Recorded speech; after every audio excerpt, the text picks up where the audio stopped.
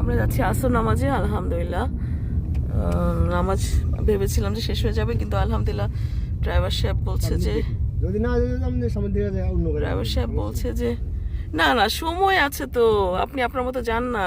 সময় লাগে না ভাই, আপনি যদি না যেতে পারেন আমরা কি জোর করব যদি রাস্তা ব্লক থাকে? ওইটাই তো সমস্যা। কিন্তু কেন ব্লক থাকে আজকাল রাস্তা বলেন তো? রমজান মাসে এইভাবে করে তারা, তাই মানে এটা এখন আসরের সময়টা কেন?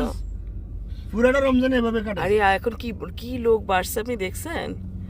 প্রচুর লোক বাড়ছে, এর মধ্যে কোটি কোটি লোক, মানে হজেও মনে হয় এরকম এত বেশি লোক হয় কিনা।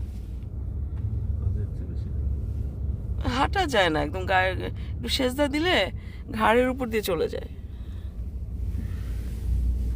আপনাদের এখানে কোথায় থাকেন আপনি? মক্কায় থাকেন? আমার বাসায় এখানেই? আমার বাসা ওই পাশে, লেকিন আমি এখানে একটা ভাড়া নিয়েছিলাম। আমি ওই পেছনে একটা মানুষের দুটো মানুষের, আমার বাসার লোক একটা হসপিটাল আছে, হ্যাঁ ওইখান থেকে দুটো মানুষের উঠেছিলাম। তাদেরকে আমি বলছিলাম হোটেল হয়েছে